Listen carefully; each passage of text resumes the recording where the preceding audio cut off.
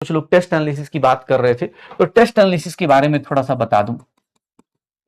देखो भाई, अभी जस्ट स्टार्ट हुआ है, अभी रेस स्टार्ट हुई है। सच्चाई है कि अभी हम एक ही चैप्टर के ऊपर लगे हुए हैं। अगला टेस्ट शायद रैंक बूस्टर टेस्ट है, उसमें भी शायद मूल कॉन्सेप्ट ही है। मैं तुमसे बस मतलब जो भी एग्जाम में चलता है, कुछ लोग होते हैं जो अपनी बातों को नहीं जानते। देखो, मेरे से कोई पूछेगा, मैं हर बार बोलता हूं कि बेटा तू मेरे लिए मत पढ़, तू एग्जाम हॉल के लिए पढ़। एग्जाम में मेरे साथ क्या होगा? अगर तुम एग्जाम हॉल के लिए सोच रहे हो तो एग्जाम जब दे रहे हो तो उस टाइम पर भी उसी मोड में रहो। इवन घर पे भी जब प्रैक्टिस कर रहे हो तो टाइम लिमिट लगा के प्रैक्टिस करो, चाहे 5 ही क्वेश्चन हो चाहे 10 क्वेश्चन हो, बट घर पे वही काम करना है। टेस्ट एनालिसिस क्यों करना है? क्योंकि बेटा वही बताएगा कि आप उस टाइम पर क्या सोच रहे थे।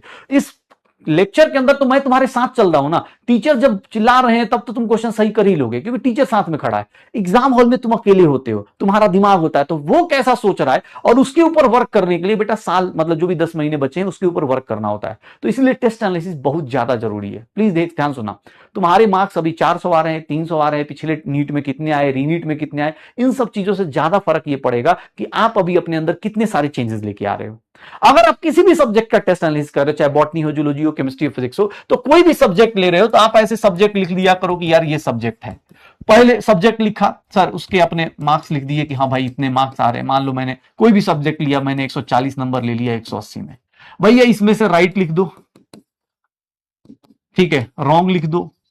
अब राइट में भी भैया राइट का भी अलग, मान लो राइट में मान लो मेरे 20 क्वेश्चन 30 क्वेश्चन थे, चाहे कितना लिख दूं सर, मान लो 38 क्वेश्चन साइड थे, तो 38 क्वेश्चन में भी 100% जब मैं एग्जाम दे रहा था 100% कॉन्फिडेंस कितने राइट में था मेरा। सर आप जब एग्जाम देते टाइम, एक होता है तुक्के में लग गया, 50% कॉन्फिडेंस किसमें था, और एक होता है कि तुक्के में लग गया। राइट की भी एनालिसिस करो कि भाई मुझे पता तो चले, पता चला तुक्का मार रहा हूं और वही सब सही चल रहा है। अभी कुछ लोग के साथ हो रहा होगा, हो सकता है क्वेश्चन रिपीट टाइप लग रहा होगा, तुक्का मार दिया निकल गए। भाई राइट का भी एनालिसिस करो, क्यों? क्योंकि वो तुमको बताएगा कि भैया ये ओरिजिनल है। कॉन्फिडेंस 100% कि भैया 38 में से मान लो मेरे पास 25 क्वेश्चन थे, 50% 10 क्वेश्चन थे, तुक्के में 3 क्वेश्चन आए, तो ये तुमको एनालाइज करना है, ये तुमको काम करना है। जब फिजिक्स का करो, केमिस्ट्री किसी का भी कर भाई, अगर तुम खुद से ऑनेस्टली अपना एनालिसिस करते हो तो उसमें राइट में कितना था जब तुम बटन क्लिक कर रहे थे। अब बाद में बोले सर मैं तो 38 का 38 राइट में था, बहुत बढ़िया, अगर आप सही में 38 पर बहुत अच्छी बात है, फिर इसका मतलब आपका अच्छी तैयारी है, अगले टेस्ट में देख लेंगे। लेकिन ये एनालिसिस तुम खुद के लिए करो, किसी को बताने के लिए नहीं, मेरे को बताने के लिए, घर वालों को बताने के लिए नहीं। एक सिंपल सा एक डायरी रखो जिसका नाम रख दो, ठीक है, मतलब जो तुम्हें रखना है, जैसे मिस्टेक बुक रखना है। मैं तो कहता हूं भाई जेनजी हो तुम, हाँ ठीक है, तो कुछ भी नाम रख दो, ठीक है, कि भैया क्या है तुम्हारा मिरर इमेज है और क्या है, और कुछ नहीं। भाई तुमको ये सोचना है कि भाई तुम्हारा मिरर इमेज कैसे तुमको दिख रहा है। जब तुम एग्जाम में जाते हो तुम रहते हो या नहीं रहते हो, तुम्हें तुम्हारे ऊपर कंट्रोल रहता है कि नहीं रहता है। गलत कर रहे हैं तो गलत में भी क्यों गलत कर रहे हैं, रॉन्ग किसके कारण हुआ सर, रॉन्ग किसके कारण हुआ। अब रॉन्ग में मान लो प्रैक्टिस की कमी है सर, प्रैक्टिस नहीं है सर, उसके कारण कैलकुलेशन टाइम लग गया, कैलकुलेशन में मिस्टेक हो गई, उसका क्या करूं। अब भैया क्या हो रहा है, तुक्का गलत कर दिया है वो भाई साहब। एक होता है कि भाई मतलब होता है ना कि क्या बोलते हैं, कॉन्सेप्ट ही या चैप्टर ही नहीं पढ़ा है सर, रिवीजन मतलब सिलेबस ही नहीं हुआ है, तो भाई वो तुमको पता होना चाहिए कि हाँ चल सिलेबस में नहीं हुआ, चल ठीक है 4 क्वेश्चन, इसको लोड ले नहीं लेना है। भाई ये सब चीजों पे वर्क करो कि यार प्रैक्टिस का, पेशेंस का क्या गेम था, गलत पढ़ लिया क्या क्वेश्चन, हर एक क्वेश्चन को 180 क्वेश्चन आप अटेम्प्ट जब कर रहे हो ना, तो उस 180 को भाई टाइम दो, एनालाइज करो कौन सा क्वेश्चन मैंने सही से सही अटेम्प्ट किया। सर बाकी तो मार्क्स आ रहे हैं, जितना आना है आ रहे।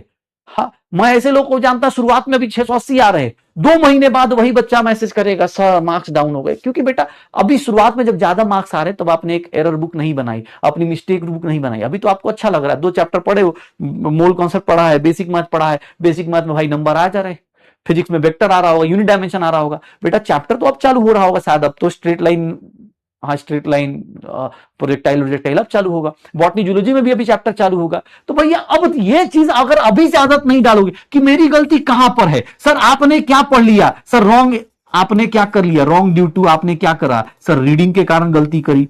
जैसे मैं अपनी गलती बताता हूं, मुझे पता है कि मैच द कॉलम में भैया मैंने सारे ऑप्शन मैच नहीं करे, इसके कारण मेरे गलत होते थे, बहुत सारे टाइम पे मैं गलत किए हुए। जैसे जेईई का जब पेपर देते हो उसमें क्या होता है, एक ही ऑप्शन के 3-4 ऑप्शन चेक करने होते हैं, तो भाई आदत नहीं थी, मैं जल्दी जल्दी कर लेता था। तो वो चीज मैंने खुद को एक्सेप्ट करी कि यार मेरे रॉन्ग इसलिए हो रहे। आप अगर कोई भी क्वेश्चन, कोई भी सब्जेक्ट है, मार्क्स ज्यादा इंपॉर्टेंट नहीं है बेटा अभी के टाइम पे, क्योंकि अभी चैप्टर एक ही है, मजा तो तब 3 महीने बाद आने वाला है। आदत सही रहेगी तभी। रॉन्ग हुआ तो उसका क्या रीजन है, उसके बाद सर अनअटेम्प्टेड है अगर कोई, तो अनअटेम्प्टेड का रीजन क्या है सर, ऑनेस्टली कि अनअटेम्प्टेड का क्या रीजन था, तुम भाई साहब नहीं पढ़े, तुम भैया सिलेबस फिनिश नहीं था, या क्या रीजन था, उसके ऊपर अपने आप को कॉन्फिडेंस। उसके बाद एक होता है ना कि सेल्फ एनालिसिस, आप खुद को बताओ कि एग्जाम में मैं क्या सोच रहा था, सेल्फ इंप्रूवमेंट कहां कहां हो सकता है। बेटा ये सब कुछ एक पेज पे लिखो, क्योंकि लिखोगे ना तो ही पता चलेगा। सोचने वाले लोग सोच के चले जाते हैं। मैं सच बता रहा हूं, अगर आप अभी, अब किसी बोले सर इसमें तो 2-3 पेज भर जाएंगे मेरा, शुरुआत में ज्यादा टाइम लगेगा, और यस टाइम लगेगा, अभी तुम्हारे पास टाइम है इसलिए बोल रहा हूं। 2 महीने बाद ना अगर हैबिट हो गई तो आपको ज्यादा टाइम नहीं लगेगा, आपको पता होगा कि हाँ यार ये ऐसे ऐसे मुझे देखना है, ठीक है।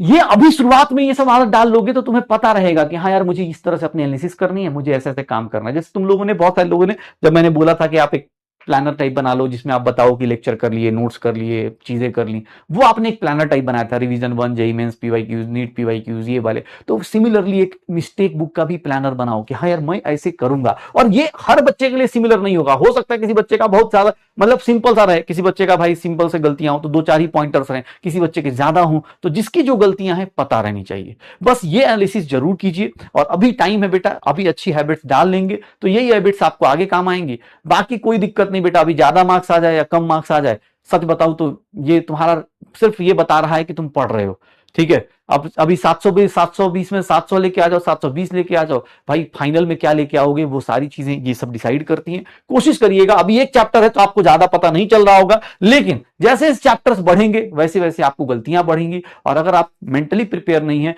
एग्जाम में क्या सोच रहे हैं, कैसे सोच रहे हैं, अगर तुम सोच रहे हो कोई गाना सुन रहा है, अगर कोई किसी को एग्जाम हॉल के अंदर जब एग्जाम दे रहे थे तो एग्जाम में तुमको कोई रील याद आ रही है, तो इसको भी नोट करो कि यार मैं ऐसे कैसे सोच सकता हूं, मेरे लिए तो ये टाइम इंपॉर्टेंट है। क्योंकि रियलिटी बताता हूं बेटा, अगर नीट का पेपर, सच्चाई है, इस बार भी बच्चे आए थे वो भी बता रहे थे, भाई 2 से ढाई घंटे में कर लेते हैं बच्चे।